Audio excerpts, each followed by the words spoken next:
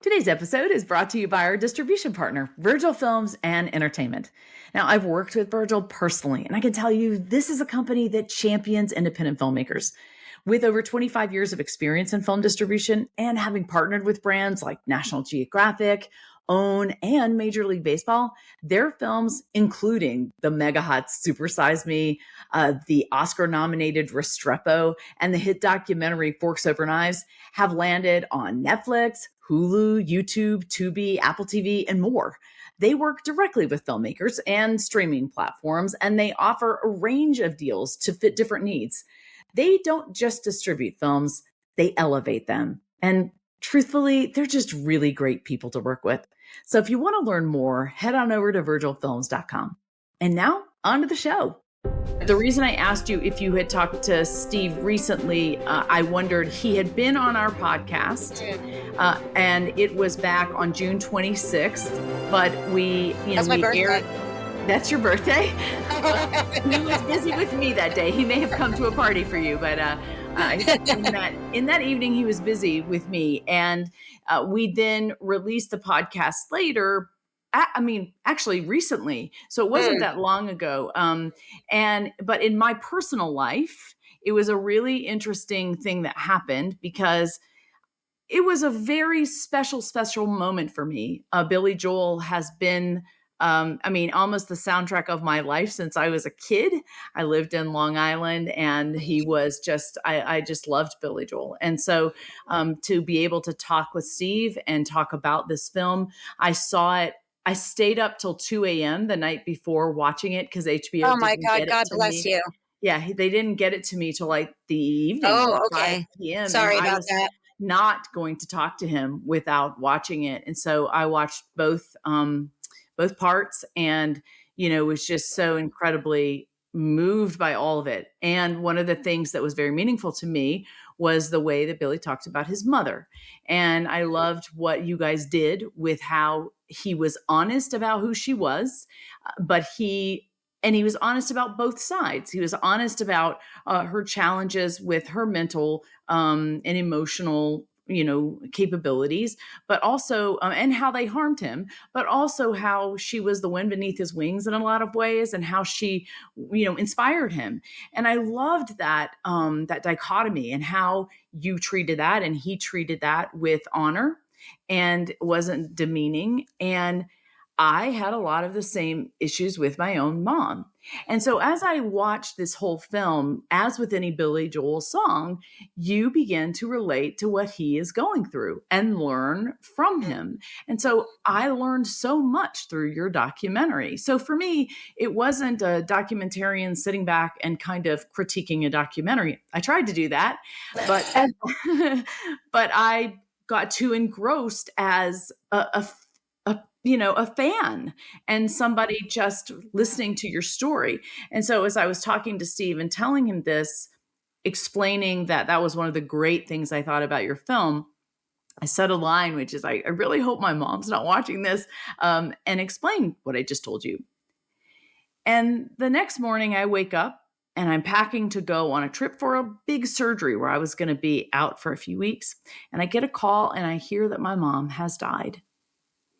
Completely suddenly and totally unexpected. I'm sorry. Yeah, it was crushing and heartbreaking.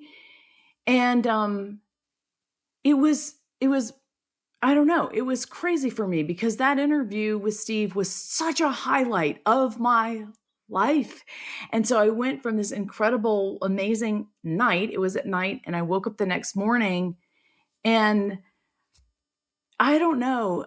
It was just almost felt like it was these bookends in some sense. And I had this cathartic thing the night before, and was really thinking about my mom, but was thinking about the same thing Billy Joel was, the positives and the negatives of a mom who had emotional challenges and how it impacted me. So, your film for me personally means a lot, and it will never be forgotten. And so for me, it may have been a minute since I talked to Steve, but it's very, very current. Mm. And Oh, well, Christian, that's very moving. yeah, It's well, very moving, and I do think that, it hasn't been an uncommon reaction. Obviously, your story is extreme, and I am so sorry for your thank loss. you. I really, like, my heart goes to you, and especially when something is sudden, that Yeah. can be Oh, it's really hard. Yeah. affecting in a way that you just don't even expect, but I Yeah. will It's been say a that, hard 4 weeks. ugh, I will say that, oh, God, it's still very raw, I'm sure. Yeah. Um, I would say that your experience is not an uncommon thing that we've heard from people, which has been really gratifying, that they really understood and embraced the emotional arc of the film, and that many of the relationships we touched on, because obviously the parental relationships in Billy's life were paramount to who he became, Yeah. and not just, during his childhood and how it then affected him, but that it affected him throughout his career and throughout his life. And I think many of us, can relate to that. Um, Especially those of us who may not have perfect relationships with our parents. These things stay with you, throughout your life. And I think many of the things that you do can be reactions to that. And I think that all I'm saying is that people have really latched onto that in a lot of ways in the film, and it has affected people really deeply, because they can relate to those relationships you try to unravel really for your entire adult life and try to make sense of them. And the way Billy made sense of them was through his artistry and through his music. And that was something really important that Susan and I bonded about very early on in the making of the film. First, as a producer with my fellow producer, Emma Pildes, and I and Susan, the three of us have worked together for a long time. And Susan and I have worked together for almost 25 years, if you can believe that. Um, What a but blessing. we bonded early on about the fact that we knew that the emotional core of this story was complex, and that it was very important that, um, we dig deep with Billy in terms of the music and the personal story and how those things related. Because I think a lot of people don't realize how autobiographical his music is. And I think that when we kind of happened upon that, Susan and I really bonded over that. And we were like, wow, this is incredible. Like, it's almost like his songs are ripped from the journal of his life. If he were, it was like that's the way he processed his emotions, was through his music, through his lyrics, through his, the outpouring of emotions. And that comes on a lot of different levels. Of course, some of them are, super obviously, personal about specific relationships. And we go into some of that in the film. And I think that people really enjoyed hearing those stories and understanding how really exactly related it was. Like, for example, like, you may be right.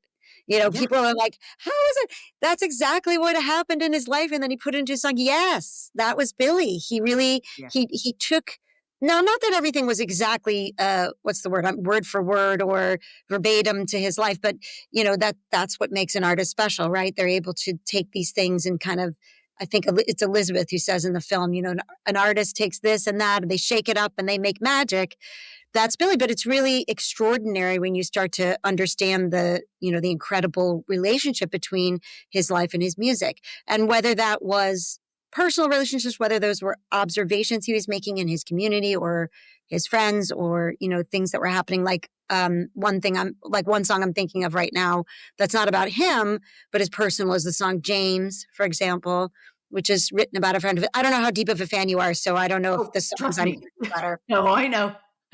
Yes. So, for example, the song James, or Yeah. even in the song My Life, where he talks about, Yeah. his friend who went out to the West Coast that's about a real person. I know. Okay, well, all this, but not all people do. But No, but today, I mean, our audience may not. But what's amazing? I mean, you even think about the ones everybody knows, which is Piano Man. I mean, sure, yeah, go to Piano Man, which everyone knows, and everyone thinks, oh, that's probably just a made up song because it's kind of so generic. But yeah, no, it yeah. actually has its roots in exactly what happened. It But it it does. you were 100% right that you guys made the right choice in how you told it, because what's so real about his music and timeless and why it's so relatable is the fact, and you hit on this almost immediately, is that it is pulled directly, ripped from the heart of his life. And it's true. Some of those things are true for all of us. In one way or another, we can relate to the struggles of his life. And For maybe sure, and not to also the depth, relate to his but vulnerability. That's the yes. other, piece of it that we didn't know going into this. And first of all, let me just say, since we are recording, that Susan Lacy sends her best and was sorry not to be on this podcast. I will do my best to represent her, but if you're ever able to get her on a one-on-one, you will certainly enjoy it. She's a wonderful storyteller and speaker. But I think one thing I would like to just talk about for a moment is how Billy did open up and begin to reveal himself. And I do think that a person like Billy Joel, or anybody who has been in the public eye for as many years as he has, and as many run-ins that he's had with the press, positive, negative, everything in between, he lived his life in the public eye, for better or for worse. If you think about his relationship and marriage to Christy Brinkley, I mean, that entire relationship played out in the public eye. And I Yeah. think that was quite difficult, quite difficult for him. So all I'm saying is that he came to this process, I don't think knowing what to expect, and why should he, other than our reputation and Susan's incredible reputation as the filmmaker who founded American Masters and had made, umpteen films about incredible artists, everybody from Leonard Bernstein, Bob Dylan. We made a film about John Lennon Steven called Spielberg. Lennon NYC. Pardon? Steven Spielberg. It was Spielberg. I mean, Jane Fonda. He knew, obviously, that we had a strong body of work, but I don't think he knew how that was going to translate into Right. reality. And so I think coming into the process, he had trepidations like any artist like him would about, oh, they're just going to tell the same old stories. They're just going to, rehash. Why do I need to talk about these things? And I think that Susan was quite clever in the way that she approached the interviews, besides him being in front of a piano, which I know, which is, as we talk about it, as he says at the beginning of the film, it's my security blanket. I want to hide behind the piano, which is really true. I mean, what was so amazing, Kristen, when we would come in to set up for the interviews, we would have the crew all around buzzing about him and whatever. He would walk in when he was ready to come in there. He'd walk in, sit right down at the piano and just start playing. Well, it didn't matter. I mean, it might be classical. It might be a show tune. It might be, something he heard on the radio. It might be, something that was on his mind, or he would just sit down and start playing. And we would all just sort of fall into a fascination watching him, because obviously he's so talented and he can play anything that he can hear. So he would just be noodling, and, we would just enjoy that so much. So having him at the piano was very key in making him comfortable. But also Susan started from places that they had things in common. She started with his story about his own, family's backstory in Nazi Germany, which, go ahead, you want to ask me something? What I want to do is I want to start our podcast. So we just jumped in. I'm so sorry. Yeah, I know. I haven't even started our opening. This was our just little warm up, get to know you. So let me start our podcast. And well, this is wonderful. So we're going to start, and actually, we're gonna kind of start over. All right, everybody, welcome to Documentary First, an inside look at documentary filmmaking. I'm your host, Christian Taylor, and a documentary filmmaker myself. If you have been looking at the title of this episode, Unlocking Icons, Jessica Levin on Billy Joel, American Masters, and the Art of the Interview, you already know that we have a distinguished guest on our show. So let's jump right in. Actually, we already have. And what we're going to do is we're going to do what all good documentaries do, is, as you've been listening, we have started already with the beginning of this conversation, because we just jumped right in and began talking about the wonderful movie that Jessica Levin and her co-producer Susan Lacy have put out. Co-director Susan Lacy just put out, And So It Goes, the story about Billy Joel's life. And so I have the immense pleasure of welcoming Jessica Levin. Jessica, welcome to the show. Thank you so much, Christian. It's a pleasure to be here. Okay, now before we get started, I did have an icebreaker to throw at you, which we don't really need, but I want to give it to you anyway. So, if you had to pick one Billy Joel song as your life soundtrack Oh, right no, now, no, I no, know, you're come not on gonna now, ask me that. I am, and maybe you don't have to be the life soundtrack, but let's just say you wanted to pick one that you really love, or that kind of is playing in your head all the time. Give me one. Christian, that is one of the most difficult questions that I get, and this is because I am a lifelong fan. You are. And I'm glad that I was able to bring that to the table, in terms of the collaboration with Susan. She came to things from kind of a bird's eye view. And so but we ended up meeting in the middle very much with our intellectual and emotional approach to our subject. But that's a tough one for me. What I will say is that I really rediscovered or discovered Cold Spring Harbor, the Cold Spring Harbor album, Yes. um, Great in a album. way that I hadn't before. I had heard it, but it wasn't really on my playlist. Mhm. And I think that there's some really beautiful songs on that. Um, and Are I you think from Long that Island? I'm not. No, I Oh, grew up in Manhattan and Connecticut, okay. tri-state. But Mhm. my brother gave me the first album that he gave me as a gift was Street Life Serenade. Oh, yeah. And now let's see, that would have been in the early 80s, and 80s. that album's from 1974. But he was always sort of throwing different music at me and stuff. He was a little bit of my musical mentor early in my life. And so that was the first album I became very familiar with. And I really loved it because it had such a sweeping kind of, you know, melodic kind of epic feel to it. Mhm. And it was deep, dripping with satire. Yeah. And I just enjoyed it so much. And so that was my first exposure to Billy Joel. So Okay. I knew him as a true deep melodist Yeah. and somebody who, there was a lot of many layers in his songs. And Mhm. now when I first met Billy, I was quite proud that I was a big fan of Street Life Serenade. And I said to Mhm. him, it's such a pleasure to meet you. I'm such a big fan. My favorite album is Street Life Serenade. And I was just so proud of myself. He's like, oh, no one ever says that, and he Yeah. said to me, well, that's my least favorite album. Because I was rushed into the studio and I just don't think there's very good work on it and whatever and blah, blah, blah. And I was so embarrassed. And I was like, okay, well, obviously I didn't do enough research to be able to have that conversation. But that is very indicative of Billy. He's very Mhm. tough on himself. He's not a guy who sits comfortably in a place of praise. Mhm. And now what that has to do with his own upbringing, we could delve into, but that's not really a place that he's comfortable in Yeah. any case. So he's always self-deprecating, and he always puts, humor into, all of his answers and all of the ways that he relates. So, but I don't know. I think some songs that I discovered, I guess I didn't know that the song on Cold Spring Harbor was about Elizabeth, about his Well, and relationship with let's Elizabeth. just talk about Elizabeth for a second, because there's a Sure. lot of people that may not even know who she is, and Yeah, I please. consider myself a big fan, and I did not know. So Elizabeth Weber was Billy Joel's first wife and his manager.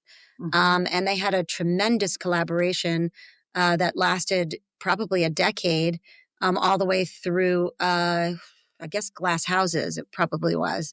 Nylon Curtain, there are some songs that are about their relationship, but they were pretty much fizzling out at that point.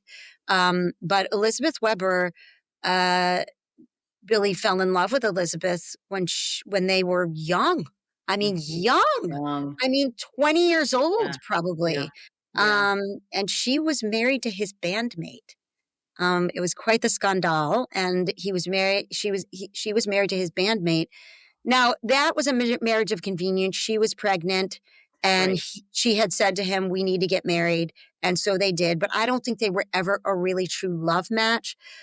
But Well, clearly nonetheless, not, because the 3 of them living in the house together, very quickly, she and Billy Joel became very close. correct. And they have been close because being, Elizabeth's brother and John Small were in the Hassles. Yeah. I believe, if I have this factoid correct, I believe Billy replaced her brother in the band. Right. And the Hassles, and this is in, the late 60s. So Elizabeth knew Billy all the way back. And I think we talk about in the film that she observed him, very early on before they became involved and said, wow, this guy really has tremendous work ethic and he's very talented. He was certainly not Billy Joel at that point. He was just a guy from Long Island, it was in a Mhm. band, but they did get along and they clicked just as friends. And, it developed into something more. And it was quite a heartbreak, both for him, his dear friend John Small, and Elizabeth. And they all went their separate ways at that point. And that's when Billy really, sunk into a deep depression, Yeah. because he just felt so guilty that he had, broken up his best friend's marriage. So Elizabeth and Billy had a tremendous love, tremendous collaboration.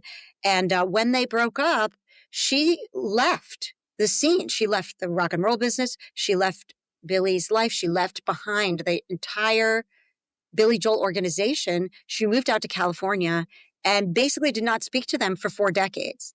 If you can believe that. I know it's hard to believe, but true. Her stepson, Billy's stepson, Elizabeth's son, Sean, had girlfriends that didn't even know that his mother was ever married to Billy Joel. I mean, it was like it wasn't a thing they talked about at all. So the fact that she spoke in this film I- was groundbreaking for it was fans, for the story. it was remarkable. And I will tell you, one of the things that was absolutely stunning to me was how so many of his past broken life relationships were willing to come on and interview in this documentary. In some ways, maybe it didn't happen in real life, but in some ways in the documentary, it felt like a very cathartic healing, maybe had happened, that they were willing to come on and speak, because they didn't speak poorly of Billy. They just talked about what it was and kind of had accepted what it was. But this kind of goes to the first big question I want to ask you, because this is no surface documentary. This documentary goes deep into the heart of a very complex person, as you said, a person who, though, is very closed. And like you said, he needs a security blanket. You've said that once already. He does not take praise well. You said that also. So he's already, you can tell, got these defenses up. And not only that, you can tell that this is a guy who doesn't easily talk to people or let them in, because he writes songs to deal with his stuff. That's right? correct. So here you already know, and not only that, we're told from the beginning of the documentary that lots of people, or maybe that was in my conversation with Steve Ford, my other podcast, was told that lots of people had asked him to do documentaries, and he just kind of blew them off. So that's inside info I have from Steve. Yes. But so now I know all of this. And so my big question to you, because what was remarkable to me was how you guys were able to make him so comfortable that he was willing to just lay his heart bare, his heart and his life. And I know personally, this is an art cultivated over time. And it's something that's learned, and sometimes it's innate by documentary filmmakers. And so I really need you to think about how to teach this to our young filmmakers as best you can. Okay. So first of all, I want to say that Susan Lacy did the interviews. I think it's important for me to say most of them. I did a few, but she did all the interviews with Billy. And let's say who Susan Lacy is real quick again. Sure, yes, of course. Go ahead. You can do it if you like. Over in the beginning. Well, I'm going to let you do a quick bio for her, just Sure, because yeah. we want to focus on what you have to tell us. You're here, and talk about you have a company together, or you're in a Me company, and too. Yes. let's talk a little bit about that.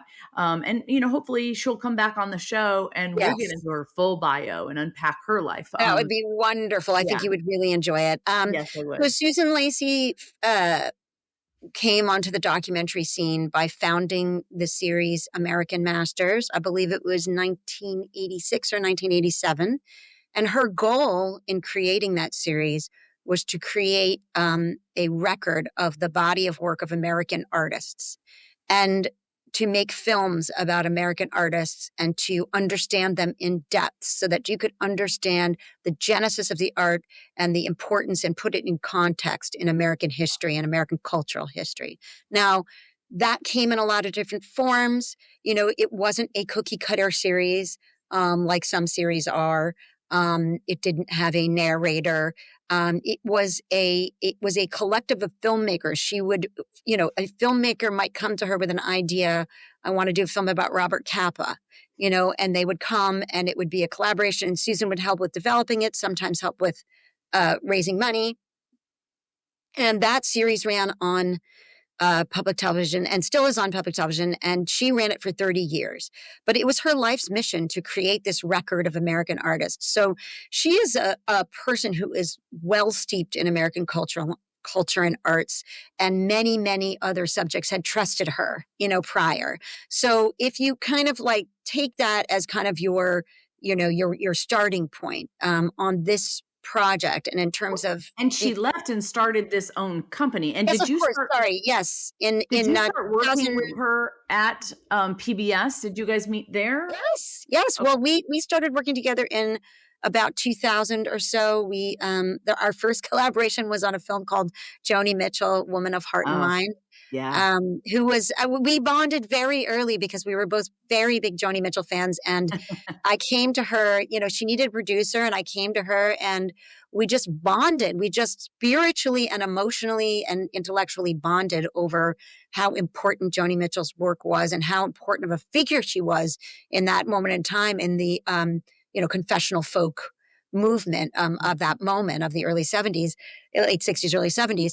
So we made that film, together. I produced, and I just produced every film she did at American Masters from that point forward in terms of her as a director. There were other films that were done that she wasn't director of that I didn't produce, but so I produced everything she directed at American Masters. And then we made a film called Inventing David Geffen. Yes, I love that film. I don't know if you've ever seen So that, but great. for your audience, that film is a lot of fun and It really is so great. If you haven't seen it, big it's a great recommend. ride through Hollywood and the behind the scenes of the business and the music business. And, he's Yeah. just a fantastic character, David Geffen, and really interesting. He was another one that was not so easy to get to open up, by the way. Um, Really? Yes, Not surprised. but he did, and I think he was happier for it. And I think Mhm. frequently this happens with the artists. They're very Yeah. closed and they're concerned and they don't know. But then when they see the finished product, I think they're happy that they went there, so to speak. Yes. So anyway, so we made this movie. Susan directed, and I produced that. And HBO suddenly showed up and said, "Why are you guys not making films for us?" And Susan said, I don't know. Why are we? And no, it was, what happened in public television, and as you know, is happening in an accelerated pace at this very moment in time, is that you have to raise money. Yeah. And, PBS has a certain amount of money that, helps to fund some of the larger series, but much of it is you have to raise the money for each film. And I think for Susan, the specter of I'm not going to have to raise money and that HBO is going to commission these films, suddenly a light went off and she was like, Yeah. "Okay, I'm ready," Yeah. And she said to me and to our other key person in Pentimenta Productions, Emma Pildes, who directed a film called The Janes a couple of years ago, which was Oh, yeah. shortlisted for an Oscar. She came to the two of us and she said, "Well, I want to do this, but I'm not going to do it without you guys because Oh, we are like a family. We're a team, and yeah. we're close, close collaborators." So we said yes, and that was 2013, I think. And so it's been over 10 years. Yeah. So we made several films. We've made several films for HBO, and it's been a really wonderful place to home, filmmaking home. HBO is a very artist friendly place. They're sort of I guess their tagline is like prestige television, sort of in a way. And that was a comfortable place for us because I think they understood that we weren't just trying to churn something out, that we were trying to make things that were definitive and that were going to really go deep and where you were going to learn about these artists and these figures in a way that you wouldn't otherwise, maybe not even by reading the book. Oh, listen, and you guys have knocked them out of the park. I mean, they could not have, they bet the farm, but they, made a very safe bet on you guys. And, your work has just been stellar. And, obviously with this film, this 2-part series, I mean, it is a 5-hour documentary. A 5-hour documentary. And I tell you, it was longer. I can imagine. I can only imagine. How can you do a documentary about Billy Joel and all of his songs and it not be? I just can't imagine. I can't imagine. It was pretty epic. And then Susan actually made the decision.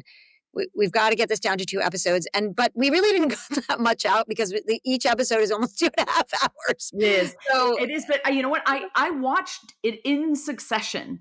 And again, I told this in my other podcast, I didn't even start watching it till like, I don't know. It was very late, like 8 or 9 p.m. one night because I didn't get it till late. And it got till 11:30 and I was like, oh man, should I keep going? I couldn't not keep going. Like I just had to. It did not feel like a 5 hours. That's a huge compliment. And I, each film and each piece of art that you make about an artist needs to reflect that particular story. Mm-hmm. So we don't come into films, and Susan doesn't come into films with a preconceived notion. This is going to be, 90 minutes. This is going to be whatever. This is going to be how this film. We frequently are just driven by the interviews. Certainly in this case we were, because Billy, as he went along, he really began to open up and this story arc really revealed itself by the things that he spoke about and the fact that he was able to tap into emotions that we didn't know where he was going to go. And the fact that he went there enabled us to tell that story and to tell that deeper emotional story. And you asked the question, yes, about, interviews and getting people to open up.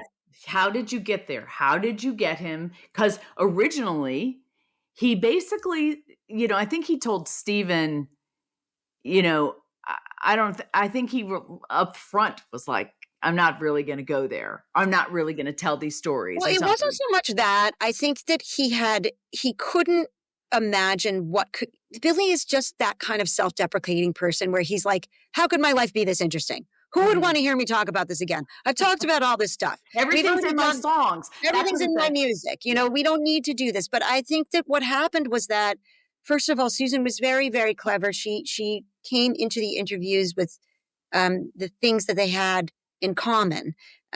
She first explored kind of his childhood and his family backstory in Nazi Germany, which we go into in episode 2 of the documentary. And she explored that with him, and he began to really sort of open up and say, wow, you're really interested in this. This is great. And he began to almost scratch his own memory about things and begin to think about how they related to his current life in a way that I don't think he necessarily had before, or certainly hadn't on camera. And then the second interview, I think, was talking all about classical music and how his roots were in classical music. There's a tremendous story in the film that if you've seen it, about how he really had a difficult relationship with his father. But when he was a child and his father was still at home, his father left the family when Billy was about 7 or 8. He was playing the Moonlight Sonata because Billy was already taking classical lessons. He started at the age of 4. And his father was by the book. You practiced. You did what Beethoven wrote, and he began playing Moonlight Sonata, and he began improvising because that's what Billy would do, because he would just hear things in his head and he would just start improvising. And his father literally came down and hit him so hard that it knocked him off of the piano. Now, these days you'd probably, somebody would be calling, 911 or whatever, and they'd be arresting the father. Look, it was a different time. But the point is that, he had this early, deep connection to classical music. That was his foundations. And Susan Lacy has a tremendous knowledge base about classical music, and they Wow. connected on that. So I believe that was the second interview. I'm not sure I'm going to remember the sequence exactly. But the point is, I think after those first two interviews, I think at one point Billy said to Susan, boy, you go deep. Hmm. And she said, yes, we do. And you do too.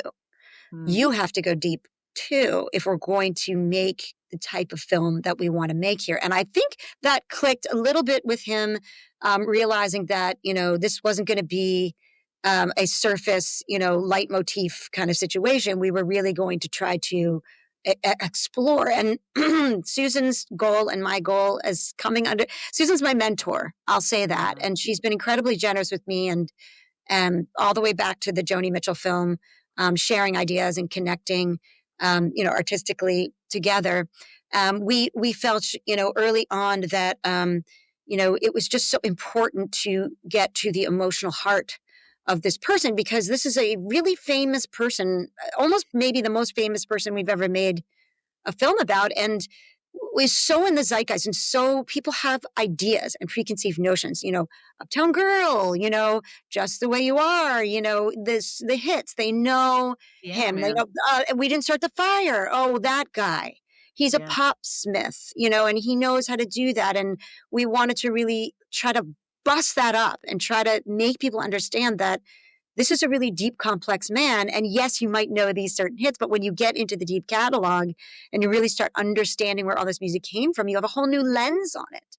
Well, Um, and I think it shows you why his music is so enduring. And I mean, why my children, I have 4 boys, all over the spectrum from 35 to 23, they all know his music. So, I'm giving away my age, but I'm 58, my husband's 54, 55, and I have kids all the way down to, 23, and everyone knows his music. Well, we and do. everyone can relate and know different songs, and I think it's because of that exact reason. His life is in his stories, and it's what makes it so interesting and everlasting, I The other think. thing you're bringing up is that his music is very intergenerational, and Mhm. I think what's really interesting for me, I'm not too far from your age, and people have different touch points with Billy Joel. The first album they heard, or maybe they grew up listening to Moving Out and, The Stranger and 52nd Street, or maybe they came in at Innocent Man, Yeah. and they know, you know, Uptown Girl, and they know Tell Her About It, and they know the Mhm. music videos, or Right. maybe they came in at Allentown, or maybe they came in at We Didn't Start the Fire, which was the 80s, and, Yeah. a whole different, period of time. So I think one thing that's interesting is that, people, in terms of the soundtrack of our lives or our generation, it's multiple generations because he was an artist over Right. so many decades. And I think Right. that is one of the reasons that for some people, I think, it was a revelation hearing about The Stranger in the documentary, because they Oh, only yeah. knew his later career and they didn't even realize that he had this like groundbreaking, breakthrough album in 1977. So that is another reason that I think that the film was a touch point with so many people, because they really enjoyed it's like, oh, I get it. Now I know why my parents love Billy Joel so Yeah. much, or, now I understand why my sister, went crazy for, We Didn't Start the Fire, whatever it is. So, and that's a lot of fun. And I think Yeah. that, most everybody knows at least something about Billy Joel. He's a household name. But like I said, it was very important to us that you understand that this is a very serious musician. This is Right. somebody who, not just a serious musician, but an intellectual guy, like a really deep guy. I used to tell my husband, because I did know music. I grew up singing and I grew up playing the piano a little bit. And I didn't know any things about his background musically. Because, when we grew up, all we really had were the back of the albums or what we read Yeah. in the tape jacket. We didn't have, MTV till 82. And we didn't really, we didn't watch these interviews. We had some Rolling Stone, but who read that really? We didn't really know a lot about these artists or their backgrounds, and they weren't very open. And you were lucky if you went to, the big concerts and things like that. So I lived lived in a small town in Mississippi, so, or was in a boarding school, in New York. I didn't have those opportunities. So I didn't really know.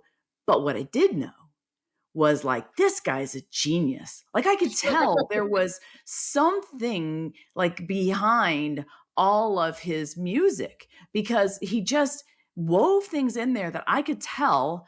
And I could hear what he was doing with his music. I didn't understand it, but I knew it was more than met what I saw on the surface. And I could, when I listened to it, I would kind of try to point it out to the people around me, like, oh my gosh, you realize what he just did?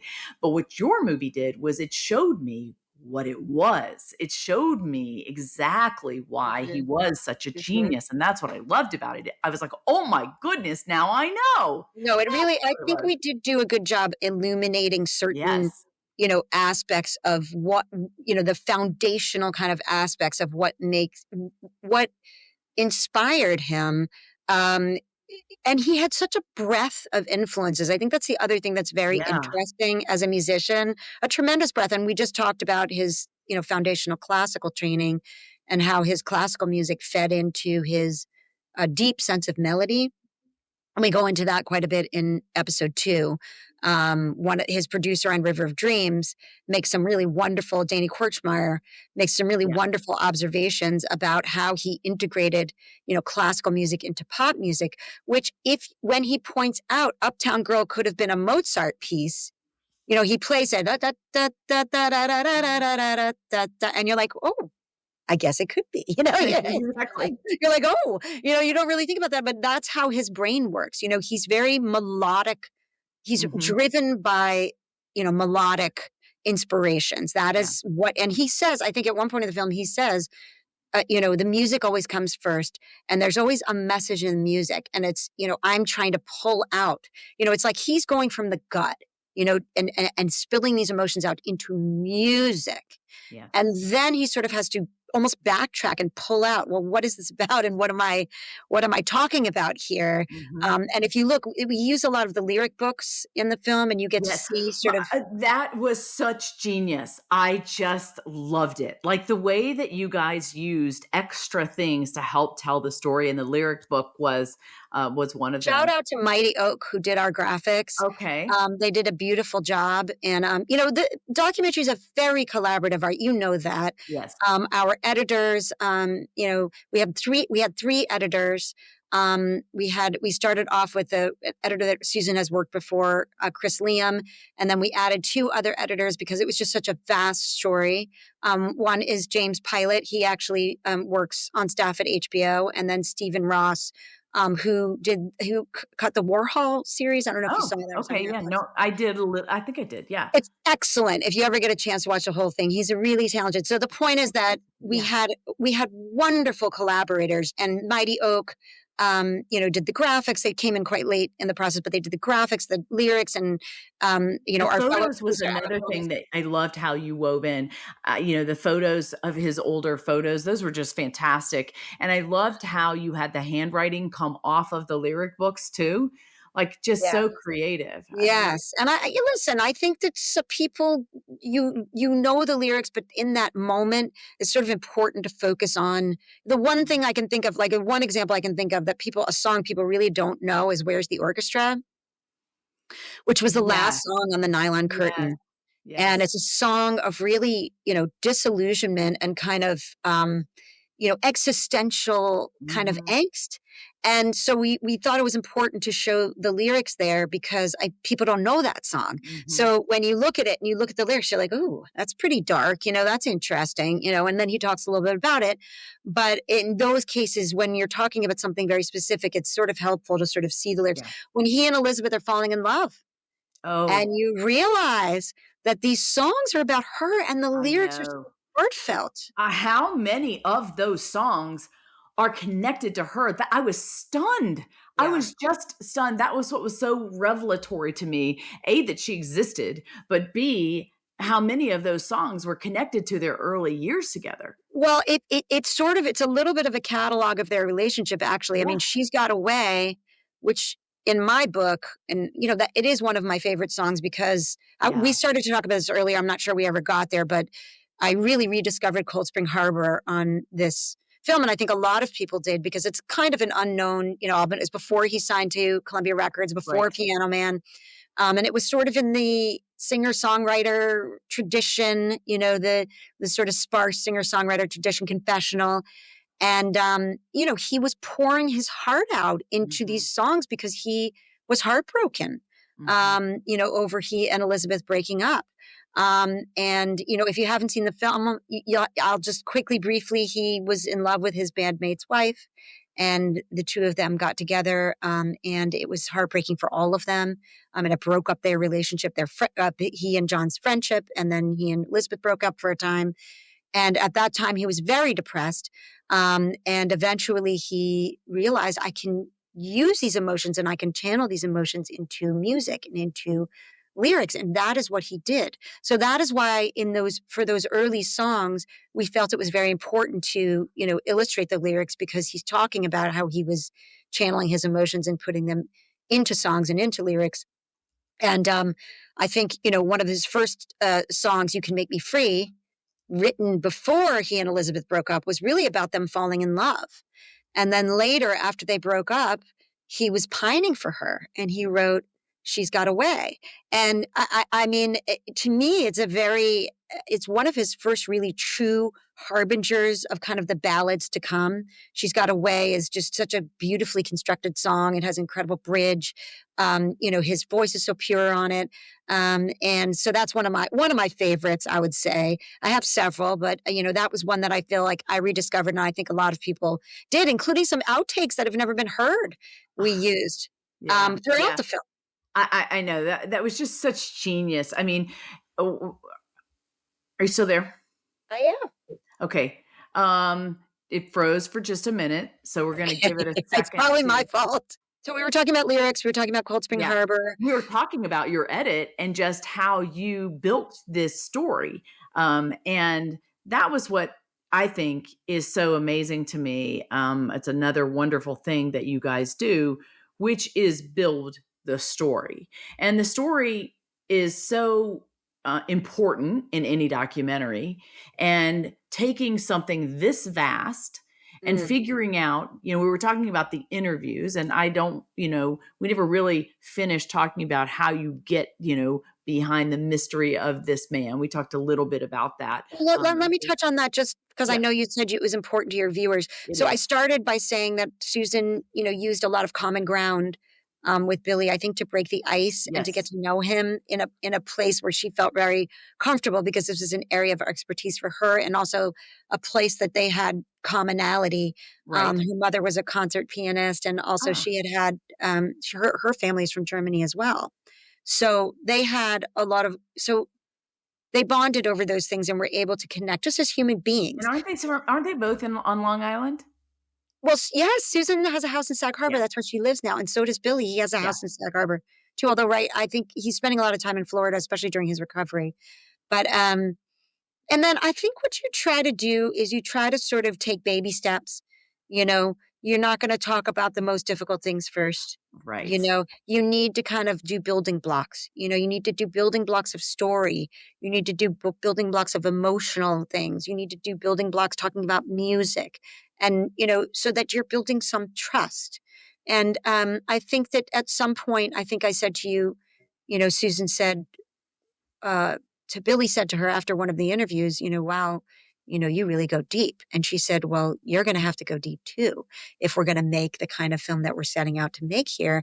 And I think that, feeling that you're on the same side with your artist, that your artist and you are on the same page, are on the same team, in terms of, how, and by the way, the other thing about these types of films is that if the artist isn't willing to go there, people aren't going to take the movie seriously. They're just True, not, true. Do you you know? tell the artist that? I mean, that's one thing I've been wondering. Like, did he understand?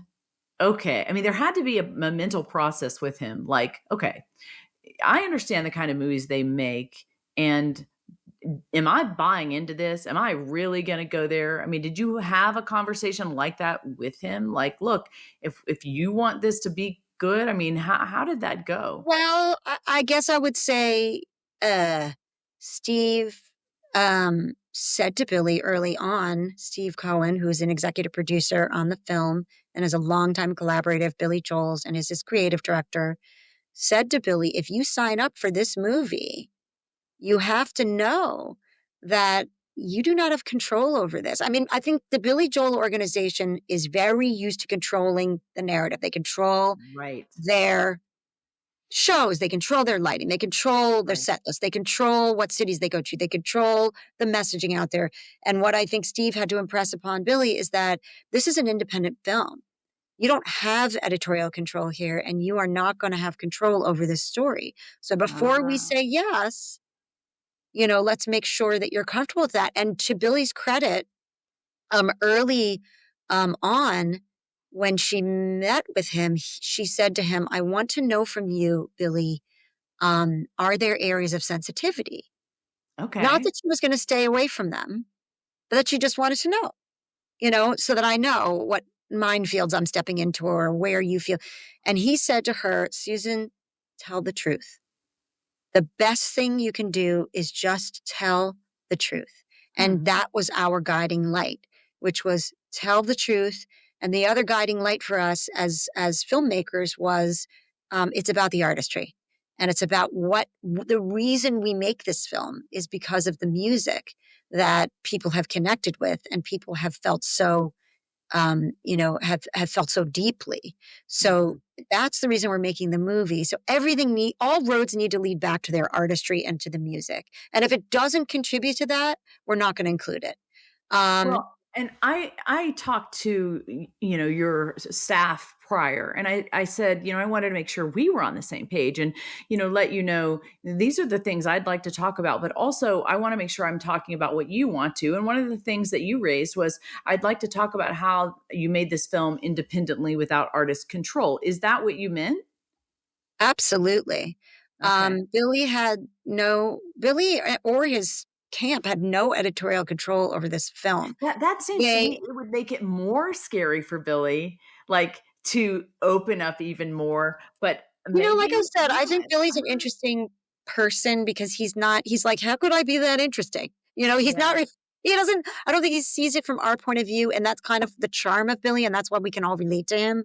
And we right. all have the imposter syndrome, right? Where we're like, oh, like, ugh, I'm probably the worst at this that there is. I mean, he's always so, he's like, he thinks of himself as do the work, and Yeah. if the work is solid, then the audience will follow. And we feel the same way about the movie. We weren't thinking about how are we going to please the fans? How are we going to please the people who don't know anything about it? We just told the story that we felt needed to be told. Mhm. And I think that that is really, if I were to give advice to a filmmaker, I would say follow your heart, follow your gut. You know, try not to listen to the noise, because you have to have a vision, for what you think is important about a movie. And Susan and I very early on were like, wow, we need to reveal the person that people don't know. People know Mhm. this person, but they don't know this person, Right. who's underneath. And that's the person that we want people to know and understand because all their life of listening to Billy and, hearing him and thinking, oh my God, I love this song. I love this song. There's a reason that he is who he is, and it was almost like, it's kind of like one of those things. What do they say? Like if you take a bunch of lump of coal and you put a bunch of pressure on it, it turns into a diamond. He's Yep. one of those guys, Yep. who Totally. he almost like overcame just Well, insurmountable odds. absolutely. I mean, when you hear everything that he went through and that he did to himself, a lot of times it was own self-sabotage. Yeah. Like, Yes. I just can't even imagine what he over and look what he is still overcoming to this very day.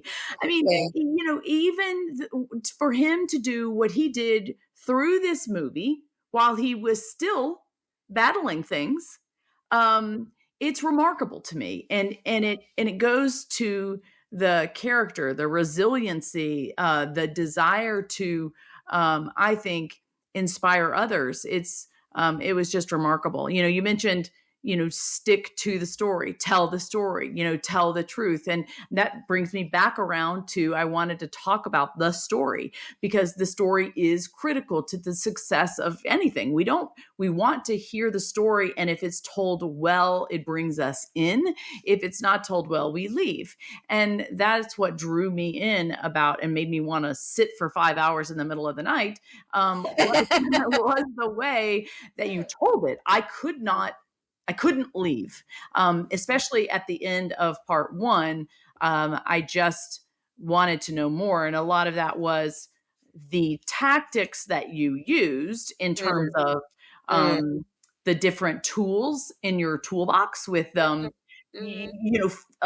footage that I had never seen before.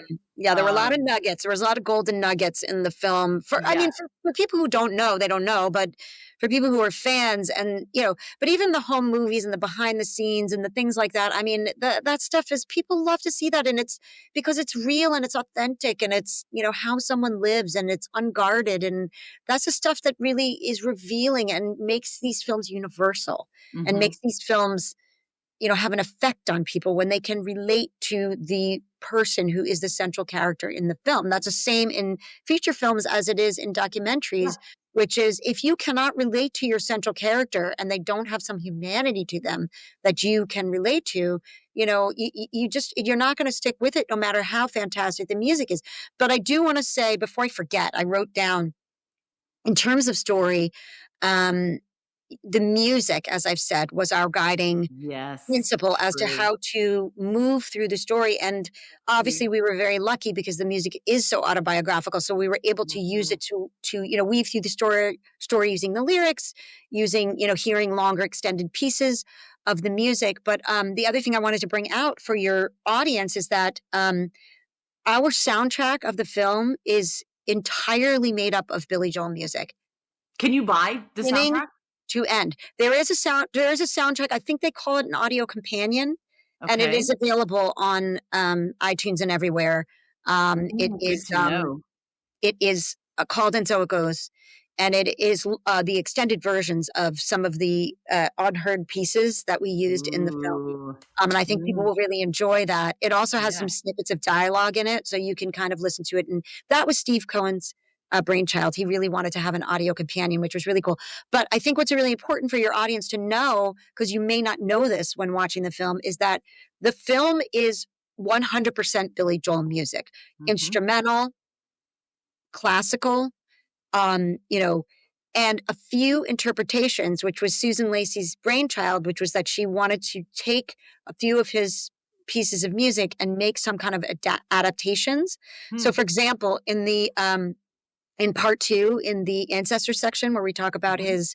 his family and their time in Germany before they fled, the Nazis, we used the song Vienna, and Right. we had two Oh, yeah. composers, guys that actually work in Billy's band. They did a couple of adaptations. So you hear Vienna and a lot of you hear an orchestral version. You hear Right. a version that's solo violin. You hear a version of The Stranger with solo violin. So that helps to become the soundtrack of the film. But I think what's important about that, and we have over 110 Billy Joel songs in the film. His catalog has about 121 songs in it. We used 110 of them. Wow, that's Um, amazing.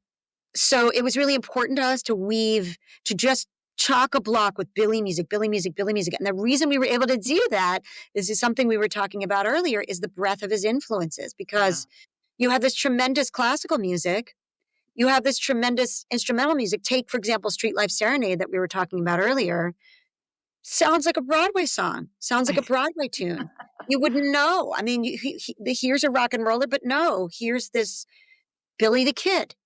It's epic, it's cinematic, Yeah. it's it lends depth and grace and emotionality, to these different sections of the film where we're really plumbing emotions of this person and truly trying to understand his battles with alcoholism, his battles with trying to come to terms with his Depression. parents, his relationships with his his relationships with women. And speaking of his relationship with women, what we found really uncanny is that he's had this incredible history of all these very strong women in his life. if you think Mm. about it, he's one of the most macho kind of Yeah. guys every day, Billy Joel, but the truth is his foundation has been women. His mother, Roz Joel, who he wrote Right. Rosalinda's Eyes about, who is, was his champion, from the beginning. And yes, she was a complex and troubled woman, and Billy had tremendous sympathy for her, although I'm sure it wasn't easy to live with at the time he was growing up. But, Christy Brinkley, Elizabeth Weber, his current wife, Yes. these are foundational to who he is and who he has become. And he trusted two women to make his film, Yeah. to make his Strong story, women. tell his And let me just story. say, I have read so much about you and Susan. And the more I read and the more I get to know you, I am just stunned and blown away. So talk about, not strong, accomplished, brilliant women. Yes, he chose them. And it's just so interesting. You're right. He does. And it has to go back to the fact that his mother did raise him and his sister almost solely on their own. And what I thought was interesting, going back to story, is that you didn't tell the story linearly. Is that Nearly. that's what I'm looking for? I really liked that. I liked it that you Yeah. did not do that. Yeah. Although at one point I was thinking, now wait a minute, we haven't heard really about the dad. And guess what? You told the story. You started in on his dad, and I was That's like, it too. Yeah. right So in first of time. all, I wanted to say that Susan had it's hard to not tell these stories linearly. It is hard to do that. You have to find the touch points and the places to jump back. And Susan had a vision early on that two really important things. She wanted to go back to childhood when he returned to New York from California to form his New York band. That was the juncture at which we talked about his childhood. That was during the Okay. Turnstiles era. And that was really important to her. And the other really important nonlinear piece was when he wore the yellow star on stage Right. in right after Charlottesville. Right. And at that point, he jumps back to, I am a Jew Right. and I will always be a Jew. And then he jumps back to telling the backstory, Well, and about he was his family journey. older too when, he was older too when he reconnected with his dad. And, there was, you know, kind of more understanding almost. So here we are Yeah, I learning. think it was still really heartbreaking for him, though, Oh, even though I yeah. don't think he dealt with that for a No. long time. And I think Yeah. if you in the film, we do try to paint the portrait of his current relationship with his half brother, Alexander Joel, who's a quite accomplished opera Yeah. conductor in Europe and in Vienna is where he lives. Um, but I think that you know there are pain points there, Mhm. and I think we try to understand how that relationship affected his music. And I think that was what we were going for, not just the cataloging of the pain and whatever, but how that affected his music. And I think I believe I'm going to paraphrase, but I think he sent a note to Susan after the film was finished. And he said, thank you for so beautifully connecting the dots of my life and for making me understand why I did what I did. Oh my goodness. I was going to ask you how he responded. How beautiful is that? He didn't see it till it was finished.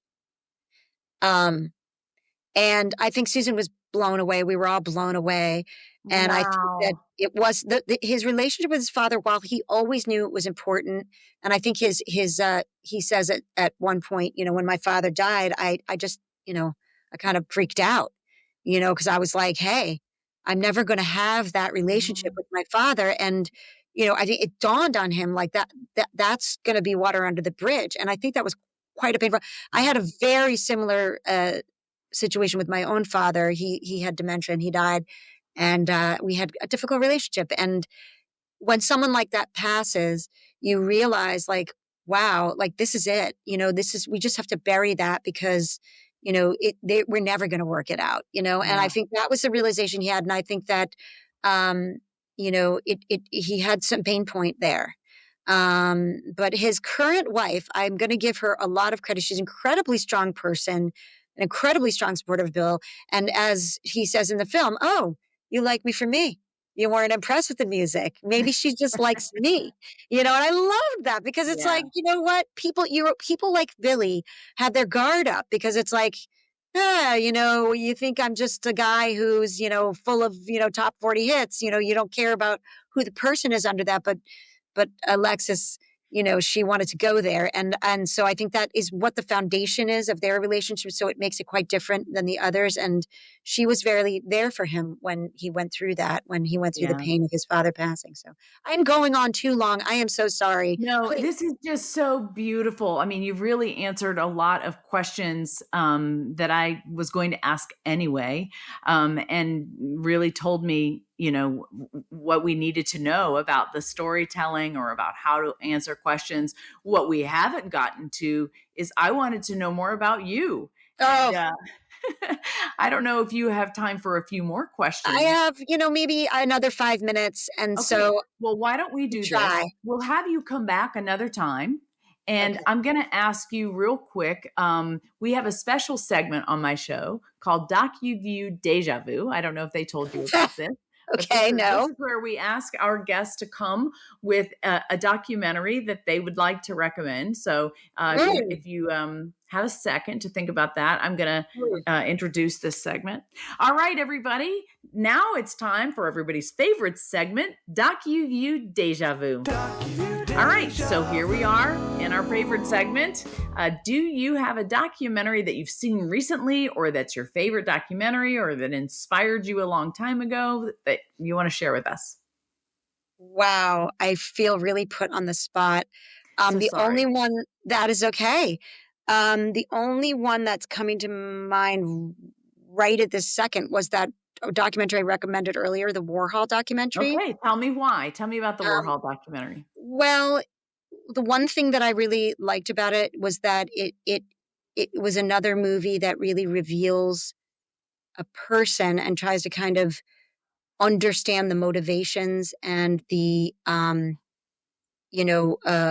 inner workings of an artist. And Warhol was a very complicated person, not transparent. Mhm. Whereas Billy Joel, Warhol certainly lived his life in the public eye as well, but he was always a character. And, so it was very interesting to see how the filmmakers were able to get beneath the surface and really understand. He created an entire cultural revolution in his moment in time. And to understand where the impetus for that came from was really fascinating. And I like the fact, I think it was on Netflix, yikes. And it was 4 parts, and each part was maybe about an hour. And I kind of liked that format because each sort of, each chapter kind of builds on the last chapter. Right. Um, Okay. if I had spent some time thinking more That's about okay. it, I That's probably okay. could It's come a up great with one. something else. No, it's a great one. We'll go with that one. Also, everybody, I didn't get a chance to read Jessica's bio, but you know what? You can go on the website for her production company. And why don't you give us the website address so that people can go and visit?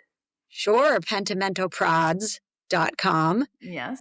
Pentimento, PRODS.com. And you'll find all of our latest news, what we're working on, what the reviews, past projects. We have a strong body of work. And then Susan has a strong body of work prior to even starting Pentimento Productions, which we also have a lot of information about. But please come and check us out. We also have Instagram, Pentimento Productions. So you can always follow us on Instagram so that you can see what we're up to. We try to keep it up to date, but as filmmakers, you have so much to do. Very true. Managing the social media is, maybe above my pay grade, but we're trying. And thank you so much, Christian, for having me on. And I hope you get a chance to talk to Susan in the future. We will work on it. Thank you so much for coming. And everybody, thank you so much for listening. This has been Documentary First, where we believe everybody has a story to tell, and you can be the one to tell it. Bye, everybody.